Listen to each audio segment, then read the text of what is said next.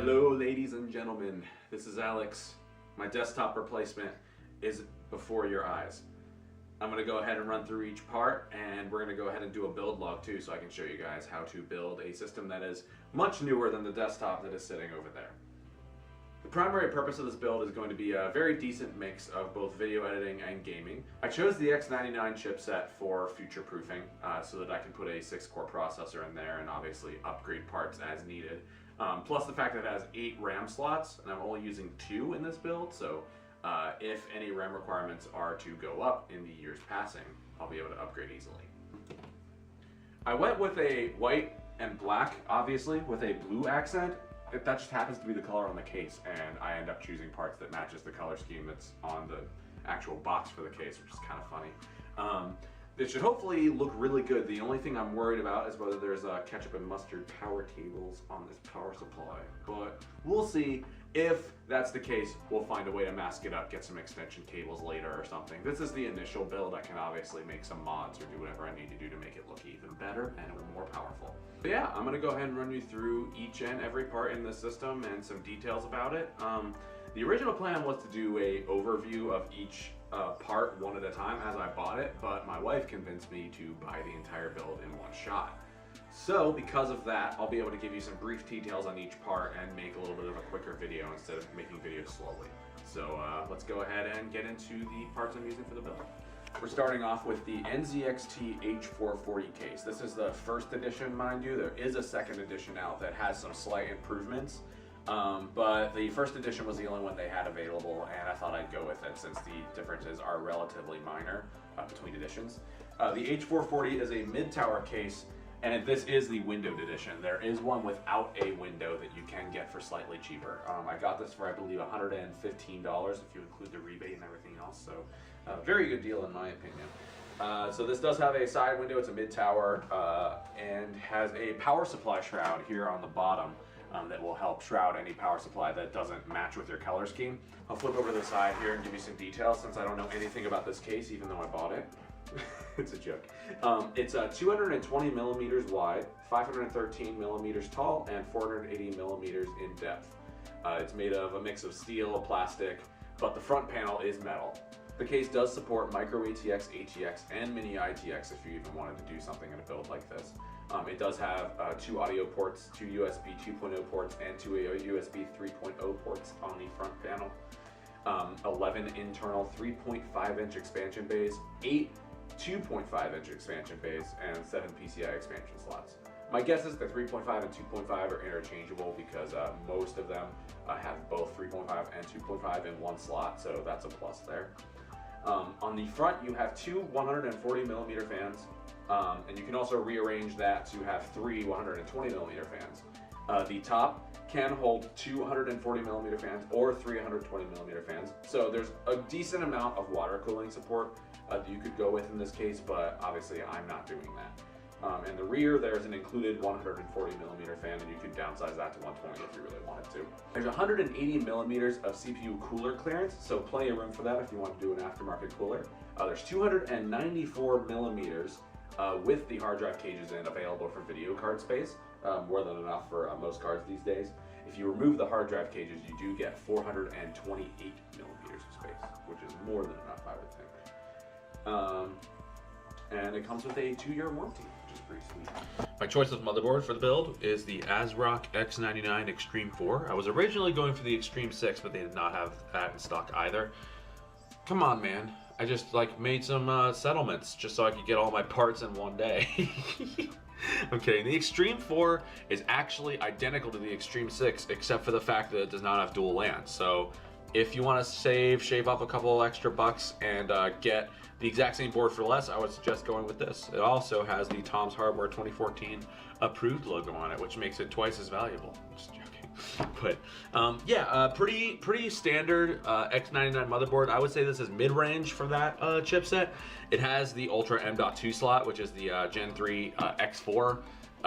Pretty much it allows a hard drive to run or SSD much faster than a standard SATA connection would, and I am going to be using that in this build, so you will see that shortly.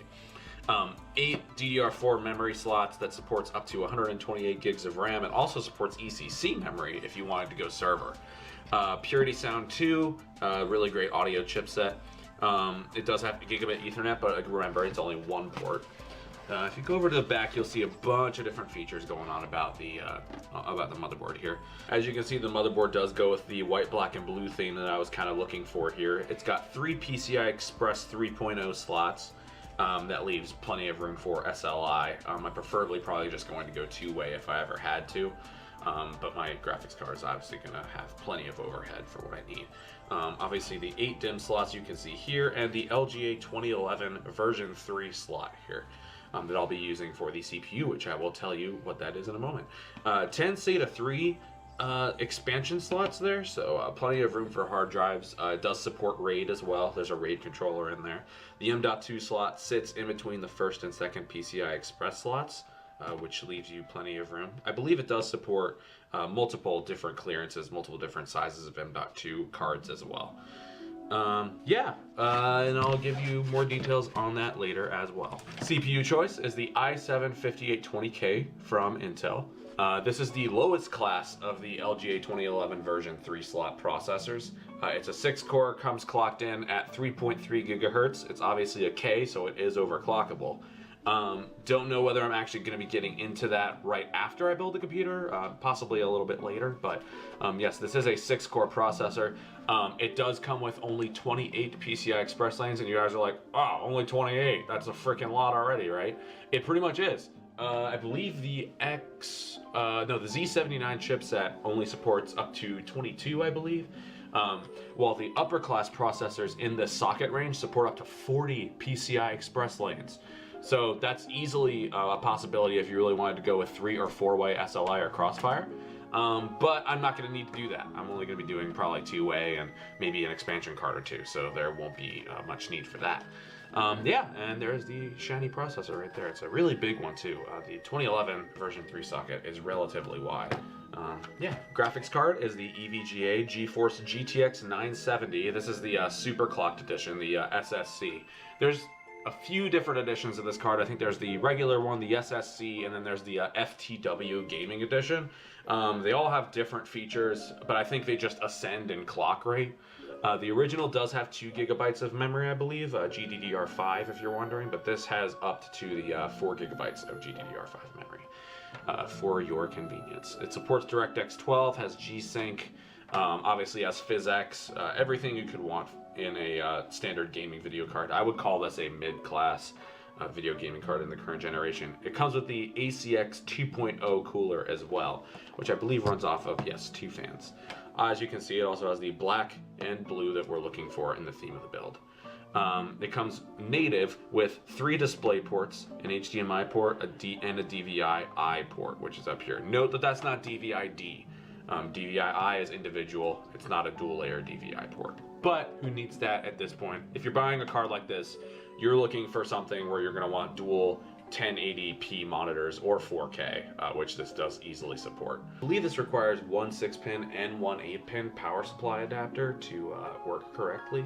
It's probably got a decent power draw too, but I'll give you more details once that comes out as well. For memory, we have, so this may look a little confusing to some. It was actually cheaper to buy the memory sticks apart instead of together. But these are identical these are identical DIMMs anyways, so they will work in dual channel. Note that X99 motherboards do support quad channel memory, but I chose to go with the dual channel because of the higher capacity, and I could eventually make it a quad channel kit later on. And I would then get the quad channel speeds along with the amount of memory that I'm going for. So this is 16 gigs, 2 8-gig sticks of Crucial Ballistics memory. These run at 2400 megahertz with 1.2 volts of power draw, which is not a lot. I was originally going for a G-Skill kit of 3000 memory that was blue and did match my my color scheme here, but obviously they had nothing like that, so I just went with a nice silver looking there, and that should match up relatively well. Yeah, pretty generic stuff. Slightly higher than I believe the default DDR4 clock, which is 2133. So this will be a really nice touch here. This is something I am really proud to show you guys, the Samsung 950 Pro M.2 drive. This is a 256 gigabyte M.2 drive, but the special thing about this is that it is a PCI Express Generation 3 x4 SSD here. So it's gonna be pretty much one of the fastest solid state drives on the market today. The transfer rates I've heard are completely insane on this. I may run some benchmarks and I'll show you guys the scores, but easily is gonna outclass any SATA 3 SSD in my opinion. So it might be fun to even test how fast Windows boots up on this. It's probably seconds, I kid you not. Comes with a 5-year warranty, by the way, which is a big plus there. For power supply, I selected the Corsair CX600M modular power supply. I'm probably going to be taking the sticker off of this because it just doesn't fit the color coding of the build, but I couldn't really find anything that had a blue sticker, and I was not necessarily putting the sticker at the highest priority. The real thing I was wondering about was whether it had any kind of 80+ certification and it was modular and quiet. That's another thing that this build is really going for, is I kind of want to have something that's close to silent, at least compared to my old build. So 600 watt power supply should be more than enough to add another graphics card in the future and some more memory as well, and at least a little bit of overhead for overclocking. What I'm seeing here is the ketchup and mustard cables, so hopefully we'll find a way to hide that eventually, but I'm not a huge stickler for it, so it's not like a giant deal or anything. So this is 80+ bronze certified, which means it's very efficient. It's not gold or anything, but I did want to have at least 80+ certification. The old power supply I have in that machine is a generic brand, and I feel like I'd rather get something name brand that'll actually save on the electric bill in the future, since I spent vacation money for this. It's just, that was awkward. Anyway, so this is claiming 20 decibel fan noise with no system load and only up to 35 decibels under 100% load. So we will see whether that's actually the truth here. And it comes with a 3-year warranty, which is nice. Yeah. And to cool our CPU is the Thermaltake Frio. This is the 120mm fan edition. It's just the single 120. I definitely want to do something about that sticker just to make it match the aesthetic a little more. But yeah, it's your basic air cooler. I believe it is relatively quiet as well, which is something I was going for. Features copper heat pipes, all the standard stuff essentially. It only came around at $34. Time to start unboxing everything.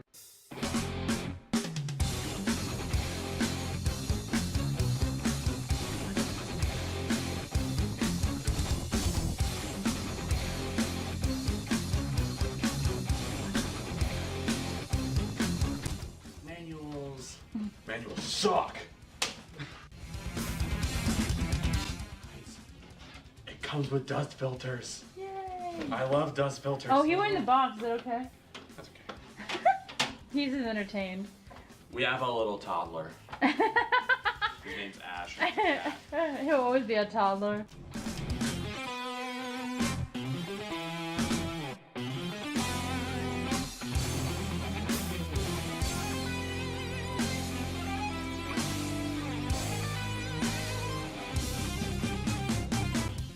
Some noise dampening material, and it's the same case on the other side. The same case. There's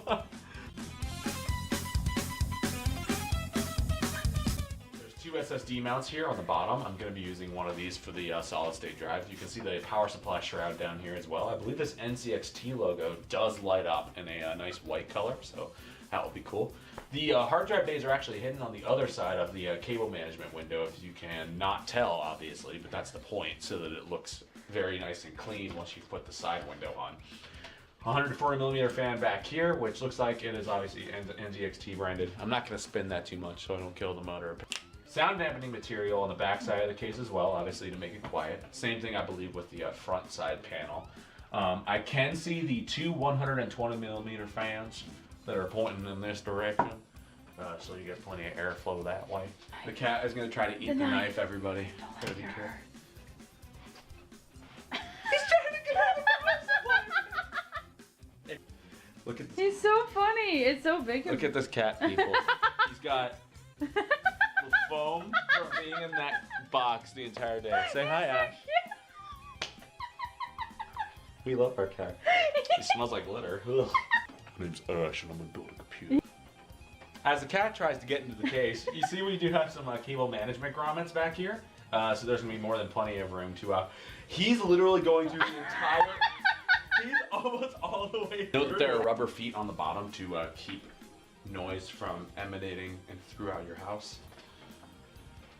You can see the two USB 2.0 ports right here, two USB 3.0 ports, and the microphone and audio jack. Those are reversed, by the way. This is the headphone jack, this is the microphone jack. I'm talking about power button and reset button, which is actually recessed, which is nice because you have to press it with a little pencil probably to get it to work properly. This is a 5.25 bay-less design. There is no room for optical drives in this case at all, which is an interesting take for newer case manufacturers. Even though NZXT's been doing this for a while, this is more of a way of just kind of moving forward from like, hey, we don't need disk drives anymore, which is kind of true unless you're an old school CD collector like me, which is kind of ironic because I'm probably going to end up using my laptop to import all my CDs now, which is probably fine. There's also the fact that you can use it externally through the USB ports. So, just letting you know. Just want to let you know, if you really want to use this case, you got to prepare for that, right? Note that all of the rear screws are thumb screws, which is fantastic. As you can see, more sound dampening material on the other side, and obviously you can see little divots already from the existing cables that are routed on the back of the case. This is notorious actually for the H440, is the fact that there's not necessarily boatloads of cable management room on the other side, so it does kind of push into the sound dampening material slightly. Not necessarily a horrible thing for me, I honestly kind of don't care, but some people do. Back here on the cable management side of the case, you can see the large cutout for the CPU. So plenty of room there if you want to do an aftermarket cooler, which we're going to be doing. We have a PWM hub down here. This is for all of your fans. Only supports 3-pin, it seems, so if you really want a 4-pin, you may have to trim off your connectors to get it to work properly with this hub, but we'll see. Your front panel connectors seem to be automatically routed down here and into this hard drive bay, so nicely done there. USB 2.0 header is poking out here, and obviously the other headers are probably back there as well. There's a fan, looks like extension cable here. Oh, nice. It's a converter for a 4-pin, it looks like. So it does support one 4-pin. There's an ugly Molex connector here that no one wants to see ever in their life again, so don't know why they put that there, but we'll see. These hard drive bays actually seem to be relatively sturdy. I heard that they were not. I wonder if this really is a second edition of the H440. Who knows? You can kind of see if you lean the case up, the amount of room you have under here for power supply clearance, which is actually really nice. Oh, there's 320 millimeter fans in the front of this case, which is fantastic. Manuals, very standard I/O shield if you're wondering, nothing fancy. This motherboard does come with a SLI bridge in its ugly brown glory. So yeah, if you did want to SLI your cards, it does come with a bridge. Not only a 2-way SLI bridge, but a 3-way SLI bridge also comes with this. So I guess you really can if you wanted to.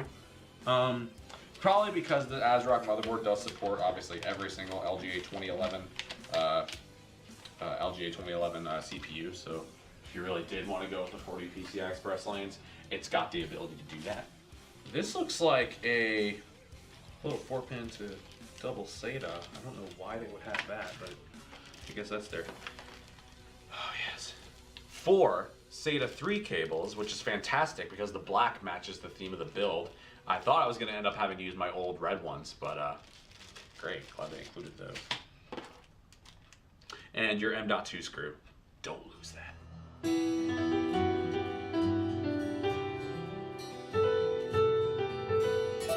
ASRock X99 Extreme 4 with its 8 RAM slots, CPU socket, 4 PCI Express slots. I think the last one's 2.0 though.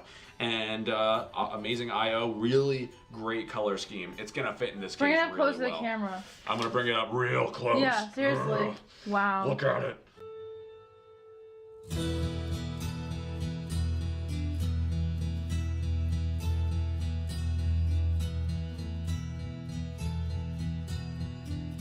The rear end of the motherboard, you've got your obviously 7.1 sound, and if you can tell, I don't know what, I'm not really going to show you this in detail, but you can see a nice solder line right here where the sound card is so that it isolates the technology being put in there so that everything is nice and quiet, no noise at all, which is fantastic.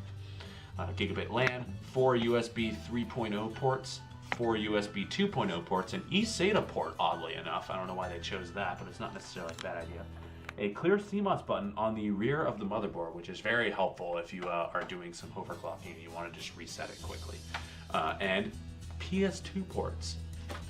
10 SATA 3 slots, as you can see right here. 24 pin is right here. USB 3 headers are here. USB 3.1, the only way you're going to be able to get that is by running probably an X4 card in any one of these slots. And .2 slot is right here.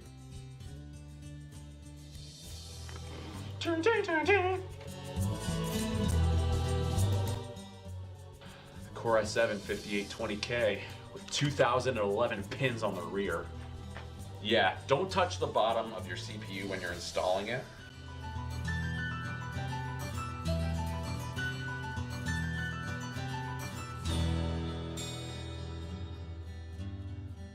Suggestion, use your motherboard box as a test bed and also as a good point to install your CPU correctly. This CPU feels really heavy. It's the heaviest CPU I've ever had. It's so metal, man. Okay, for the LGA 2011 version 3 socket, there are 2 retention arms, one on each side. You're gonna wanna pull those out by pushing inward instead of outward, right? I don't even know what I'm doing. Oh! Push inward here, this retention arm comes up. Push out here, this retention arm goes up. Pull both retention arms back.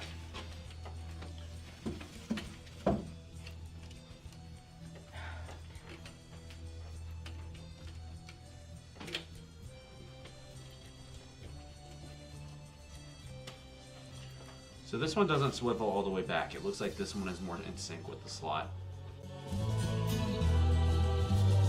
Locate the golden triangle on the bottom right-hand side of the CPU. The golden triangle is also right here on the motherboard. Make sure you match those two up when you install your CPU. So be very light and feathery and then just drop the CPU in like that. Close retention arm number 1 that is attached to the socket here. Now you're gonna watch this plastic cover come up as you install. So just remember that. Put in retention arm number 1 like so. Oh, that's not the right way at all. What am I getting wrong here? Oh, so maybe it's supposed to...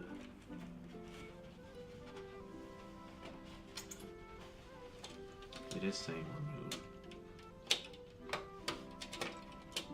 My mistake, guys. I think it's a better idea to remove the plastic cover here before you install. So anyways, you insert right here, put your 1. So start with the retention arm that's pushing this bracket down first. Number 1. And finally, number 2. Great, your CPU is now installed. The fan that comes with this heatsink is the PLA 12012 5S12M. It's a very long product number, but it looks like it's very quiet. It's got plenty of blades. What kind of...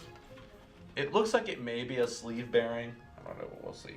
Nice braided black cable, by the way, with a 4-pin, obviously. So it's gonna look nice and clean in that system. I'm really happy about it.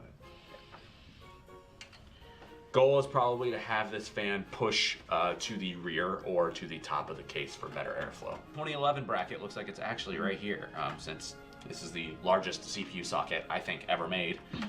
So yeah, mounting brackets right here. We'll go ahead and see how that goes eventually. Nice little extension here if you really wanted to take advantage of the color scheme. Great idea. And it looks like 2 little spring-like mounting arms. I don't know exactly what they're for, but we'll figure out as we build the PC. This graphics card requires a minimum 500 watt or greater power supply. That's actually true. That's kind of weird. I ran this build over through several power supply calculators. It actually says that this can run off of easily 450 watts. So yeah, big surprise there, honestly. Whoa, that's pretty cool. arm yourself. Yeah, it comes with a poster if you guys are wondering. It's a nice little like medieval theme with a video card Oh, sword. that is cool because you like medieval stuff. Yeah, I like Cool. it. It's nice. Nice. Nice EVGA powered sticker along with the driver CD, which you should not use. You should go to the internet and download the latest driver from there. It is far better. A couple of EVGA enthusiast built stickers. A DVI to VGA converter, and you guys are going to be using VGA with this video card. I do not suggest it at all. Do not.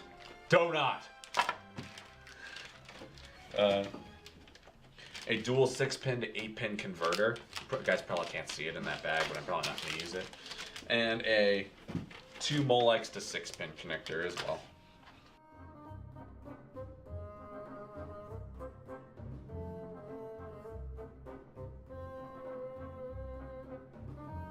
Is there blue on that too?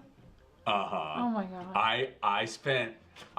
Guys, I kid you not, I spent a month Yeah, it had planning been. for this It had build. been since after Christmas, I swear.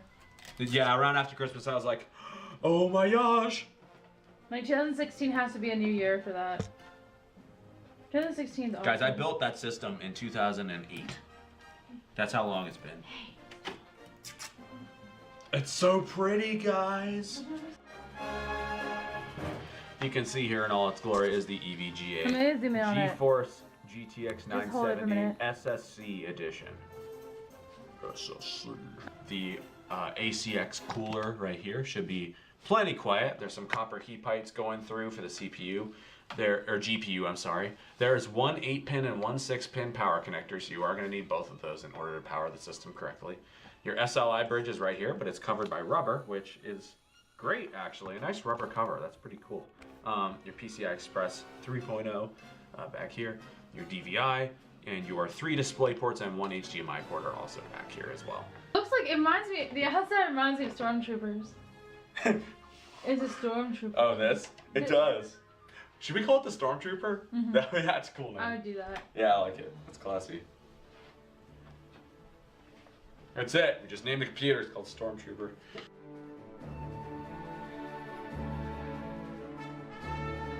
Alright, guys. Now for the more boring part of the build. Just kidding. Power cord obviously comes with this. You've got all of your modular power supply cables here. The only thing that is non-modular, it looks like, is the 24-pin. Everything else is modular. That's fan-flippin-tastic. Manuals. More of them. Very, actually, pretty power supply. CX 1600M. Modular, if you want. So, obviously, power switch and power port here. Nice little, I believe, 120mm fan to cool the entire unit. 24-pin power connector, and I believe there's actually, oh, the 8-pin is also back here, the CPU power. You're gonna need that. Yeah, and everything else is modular. Peripherals and SATA, 2+6 PCIe, and CPU also actually comes out of here. So it looks like this may just be a graphics. Oh, okay, so this is just the modular CPU cable. I think it's attached to this as well. So yeah, really nice power supply. That'll be fun to put in. I forgot about the fact, guys, that this sticker is going to be hidden by the power supply shroud. So that's even better.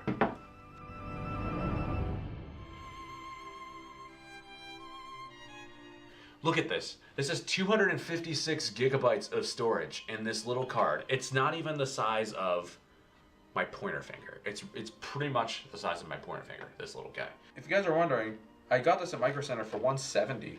For a 256 gig SSD that runs at a speed like this, I'd say that's pretty darn good. In my opinion. IMO.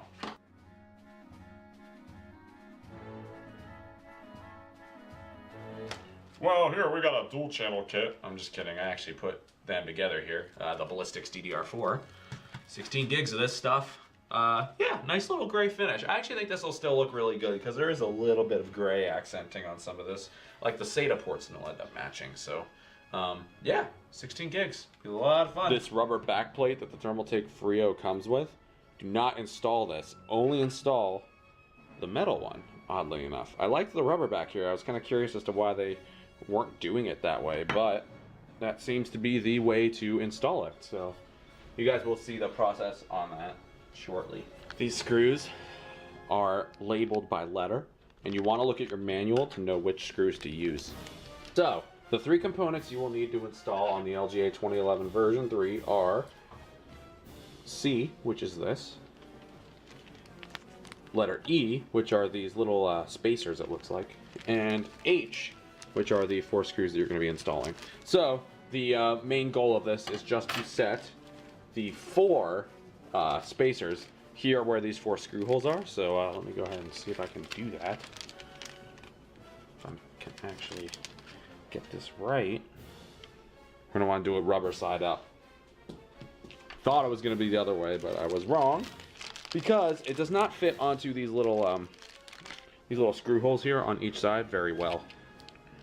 2011 does not come with a stock heatsink, if you all are wondering. If you buy any CPU that goes with 2011 version 3, it does not come with a stock heatsink. I'm just going to say it again.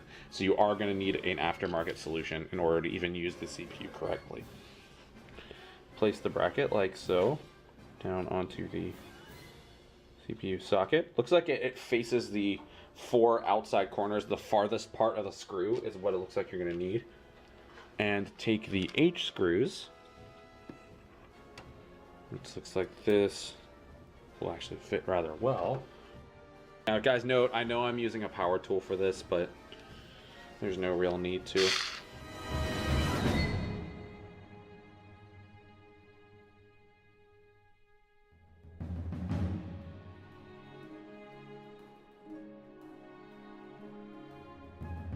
Great, socket's installed. Should hopefully be everything that we need to put the actual cooler on. Please do this outside of your case. It's a much better idea than just doing it inside the case. I think it's much more painful that way. Alright guys, time to apply the thermal paste now. Not using the Thermaltake branded thermal paste today. We're going to be using Arctic Silver 5. It's like just a classic. I have Antec Formula 5 and that does work very well. But I don't know, I just didn't use it, I guess. Actually, the real reason why I didn't use it is because it's very old. So, it's good to use thermal paste that is relatively new. It's snowing, guys! A tip I like to use if you really want to spread your thermal paste out evenly is put your finger in a Ziploc bag whenever you spread. So, the way I like to apply thermal paste is, since it's going to be... Man, this comes out much easier than my other one did. Let's give it a nice little dab in the center. It's much better to put too little thermal paste at once than too much. Just kind of spread it around. Just make it really nice and even. This is going to take a lot of time, so spend it.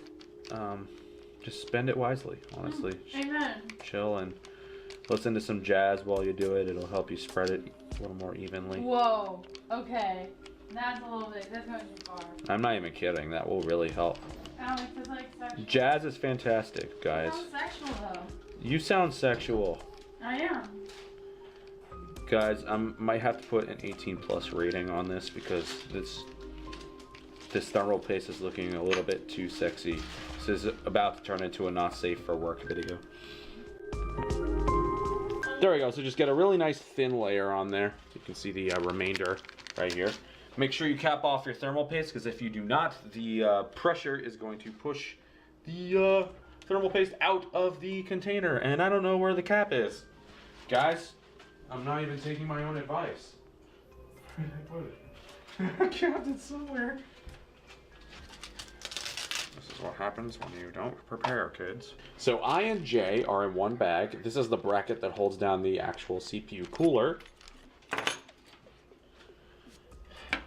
Take your Thermaltake cooler and make sure that the logo is facing towards the back of the case so that it's on as evenly as possible. Looks very good. Make sure you peel off your plastic before you install, because if you do not, it's going to look very ugly later on. Fantastic, guys. So now the heat sink's on. Let me move the camera up a little bit for you guys. Just so fantastic. Take your IJ parts IJ. Very important. If you do not have this bracket on installed, there's going to be no pressure on the CPU, and your temperatures are going to skyrocket. Just letting y'all know. IJ goes on with the Thermaltake logo facing up. So like this. Thermaltake logos are facing this way. Kind of feather that through the... there we go. It should fit like that. And then use the 2 J screws that are right here. And screw those in oh so carefully with your Phillips head screwdriver. Great thing about this screwdriver, you can turn it on an angle. Very helpful. So I like to just thread one only a little bit. There we go. It's just starting to thread. And then just make sure you do the same thing for the other side. Hey guys, found my thermal paste cap. So I'm going to be applying that right now. Make sure you cap your thermal paste, kids. All right. Now,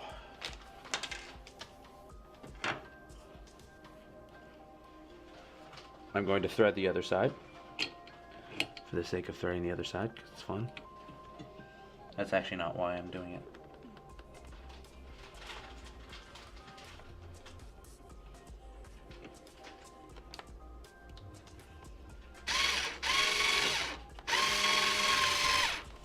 Hey guys, I'm back after a little blip. The other camera went out, but you can now see that the Thermaltake Frio is installed and looks very sexy in its spot.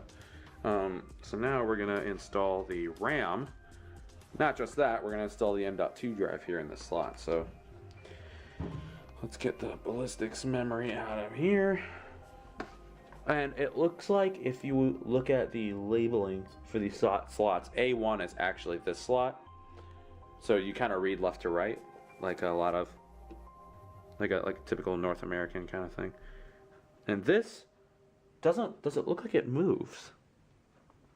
It's almost like this side does not move at all. I just kind of noticed that. I wonder if that's actually the case. It is.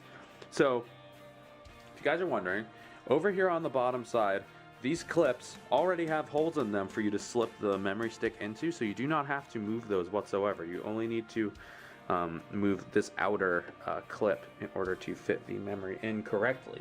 So, looks like you just push in like that. You don't even need to move the bottom clip, which is fantastic. It's an odd design, but it seems to work really well, actually. So there we go. There's our 2 RAM slots. Now, the M.2 drive is where things get fun. The M.2 slot is right here. Looks relatively simple. You can see on the end of this the notch for where the screw is supposed to go into.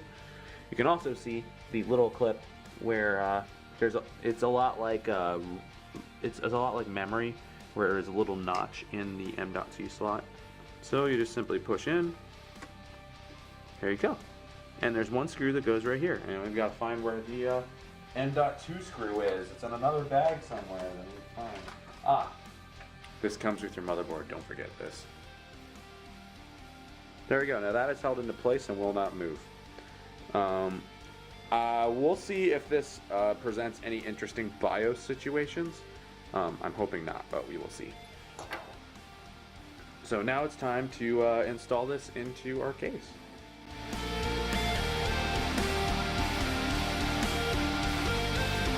Where's my IO shield? Here it is.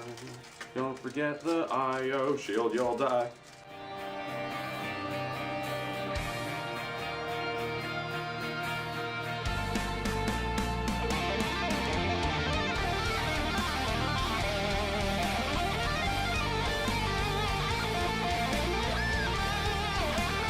Alright guys, I got more screws. I grabbed a couple from the older computer since the NZXT case does not come with them, but this does come with zip ties and I think 4 extra screws, so I'm just going to use all 4 of these along with the 5 screws I found and pinpoint the motherboard down now. So here we go. I'm using a mini screwdriver for this one just so that you're extra delicate and you don't want to A, short your motherboard out, and B, break your PCB. Not a good idea. No boy.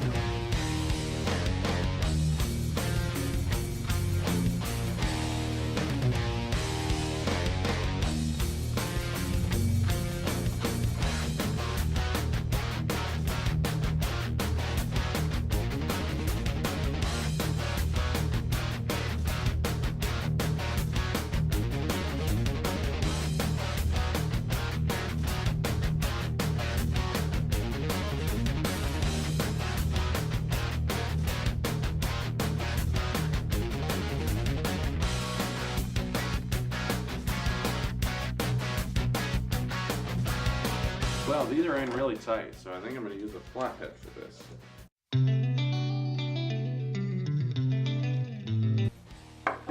Alright everybody, time to attack this guy again with a flathead. Actually get it out.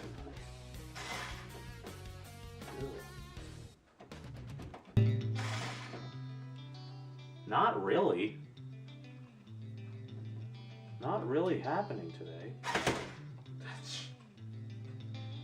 Okay. I don't know why this is so difficult. It's just a PCI Express slot. Why does it have to be in so tight?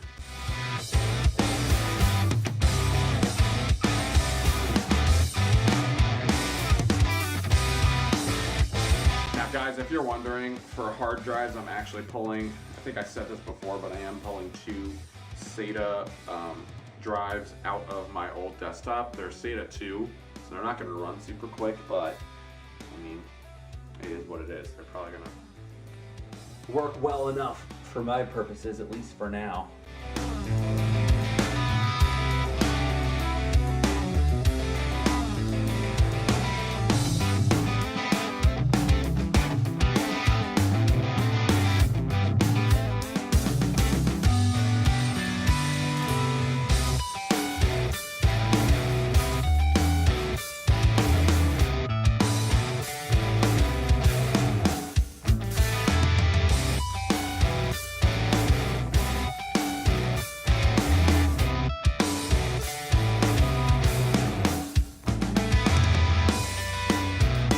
Alright guys, I'm having a hard time threading these 2 PCI Express screws.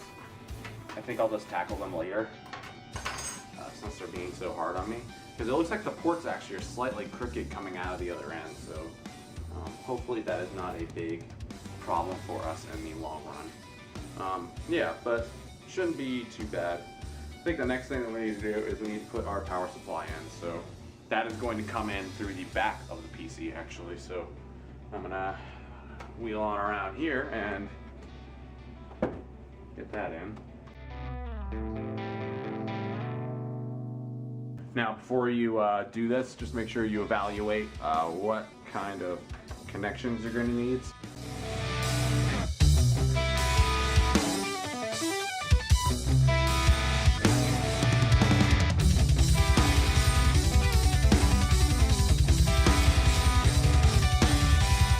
Hey gents, I'm back.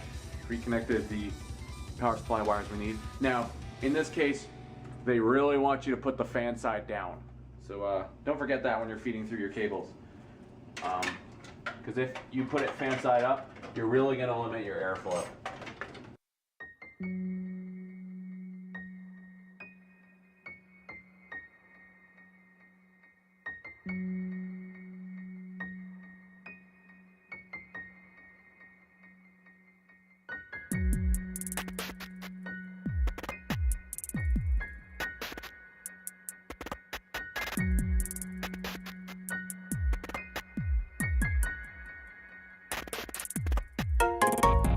Now, I just wanted to let you all know that you did not see a copy of Windows 10 during this build. Reason why is I'm getting it from a website called kingwin.net, kingwin.com.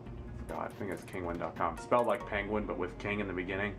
Paul's Hardware suggested this. It's a good way to get a license for cheaper than $100 if you're looking to build a PC. So I don't know whether I'll walk you through the process on that, but it's relatively simple. Kingwin.com, so check it out.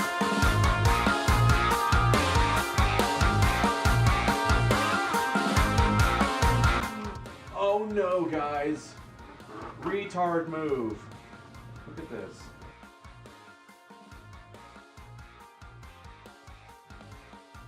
A boatload of screws and zip ties.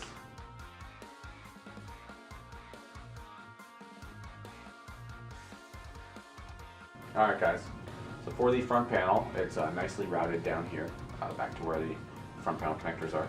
Here's your USB 3.0 header, which has two cables actually, because it's obviously two ports. We've got HD audio right here. I think there's AC97. There's no AC97, so don't use an old board in this case or you won't be able to get audio, at least on the front. Your front panel connectors, which are the worst part of any computer build in my opinion. And your USB 2.0 headers, so we're going to end up routing these probably somewhere through this grommet, but we will see. We're going to find an easy way to get through to that. I think we've got a couple holes up here for cable management as well, so we could route the CPU fan cable up here and around through that, and that will probably make it pretty darn clean, I would hope. So let's get started. I'm going to scoot on over and check out where my ports are.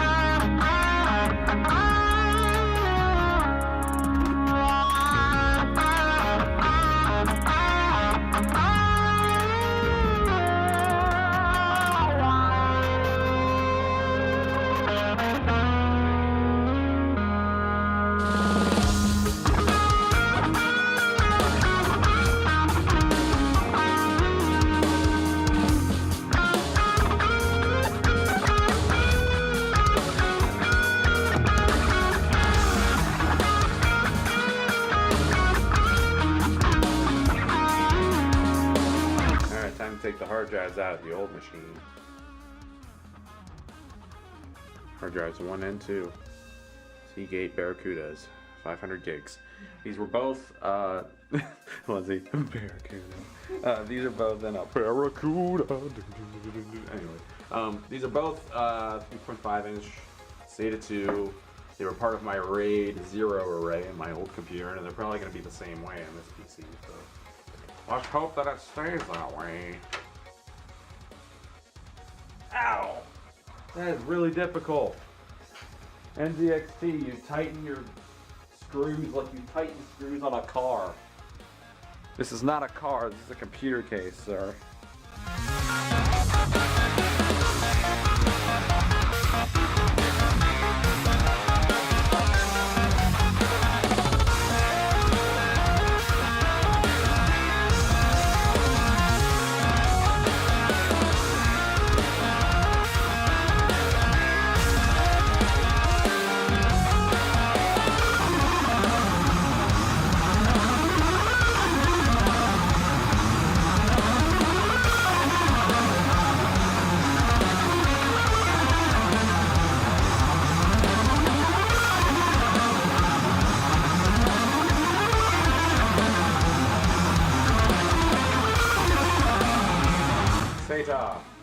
SATA, whatever you wish to call it.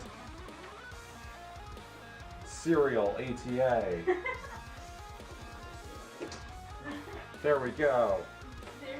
Serial. It's serious, bro.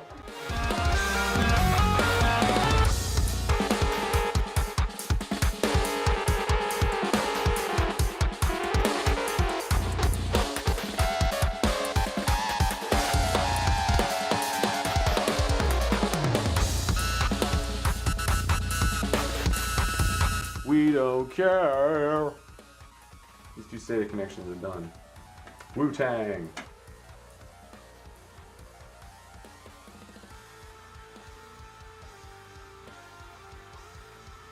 I'm so sorry. Everyone can throw hate comments at me now. Hate comments!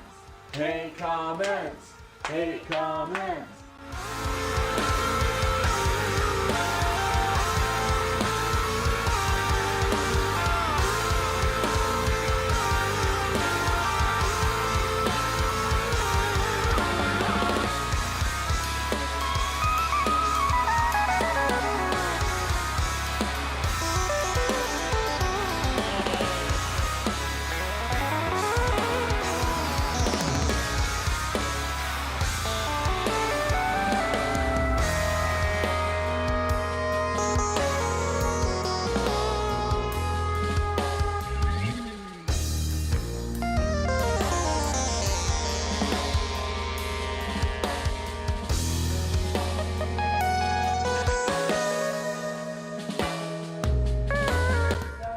Exploded view.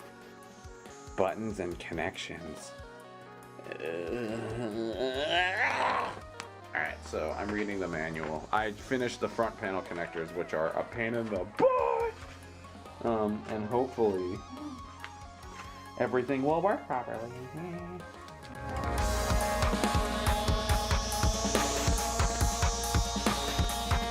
Alright, everybody. So before I tighten up cable management, plugged everything in except for I believe the LEDs, which is powered by a Molex, and I didn't really want to use Molex for this, so I've got the monitor powered on. This is not even an HDMI monitor, I believe it's just DVI, so I'm just gonna hit the power button and see what happens here.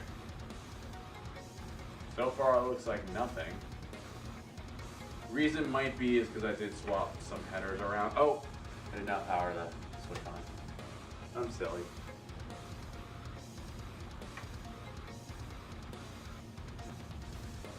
Alright. It's powered on. Fans aren't running though. I did notice that. Depends on whether we are posting or not. Oh, we may be.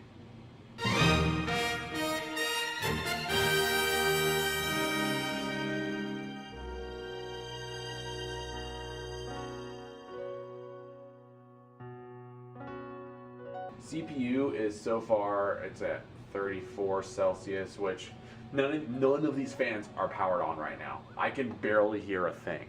Hopefully when these 3 fans do power on though, we'll get some decent details, but we posted, guys. That's fantastic. That's really awesome. So I'm gonna go ahead and exit setup. And that's UEFI BIOS, guys, if you guys are wondering. I have not played with it yet, but 3, 4, 5. Fantastic. System's powered off. Unplug. I'm gonna hit the power button one more time just to make sure everything is safe.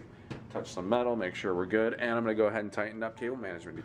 All right, guys. So what looks like is going on is this Molex connector actually does power on all the fans and the fan hub itself.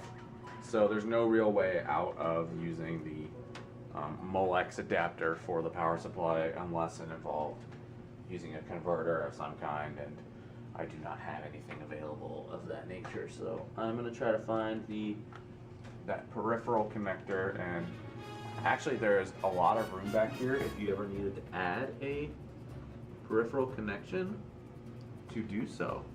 So it's great. That all works out really well, actually. So now that I've got this Molex connector, I'm going to run it up to this connection, which is just 3 pins, it looks like.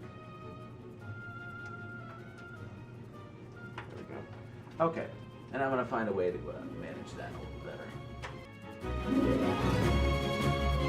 All 3 fans are blowing back here, and the exhaust fan is now blowing as well. Fantastic.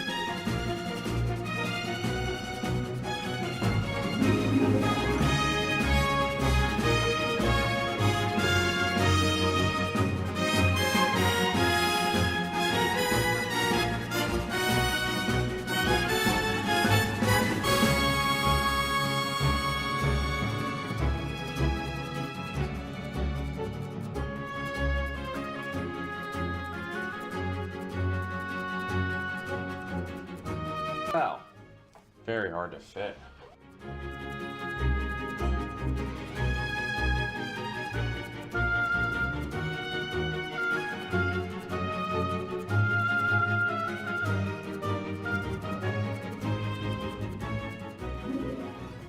This is me whispering. It's louder than this computer.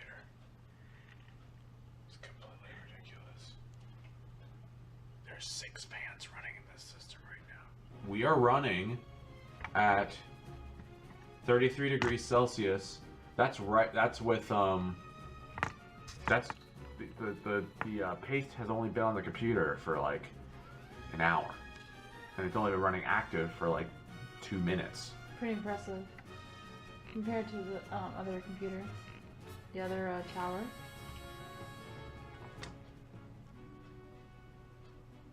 The clock.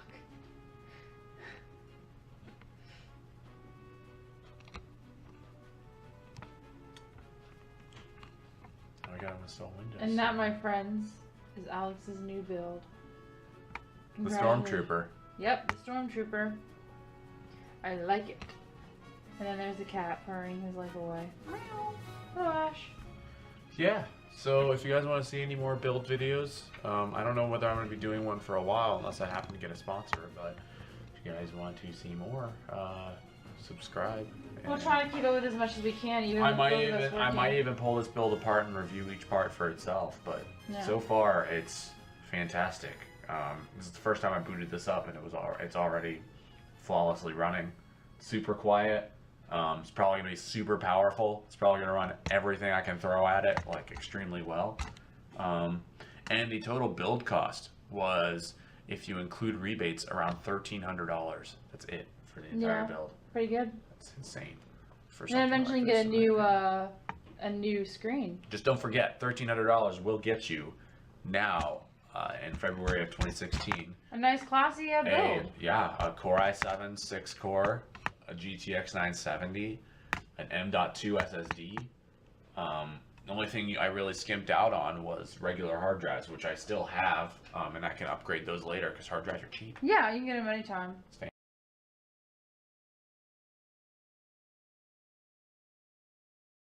I like how this is all on tape. I have it on Hey guys. The primary color theme I'm going with this is obviously the white and black with an accent of blue. That just happened to be the color that was on the front of the... I'm so sorry. I just realized that I'm on my phone. I'm sorry. That was really funny. That's going in the bloopers. I'm really sorry though. I keep interrupting you. I'm sorry. You know what's kind of funny is every time someone says that that's not going in the video, it always goes in the video. No,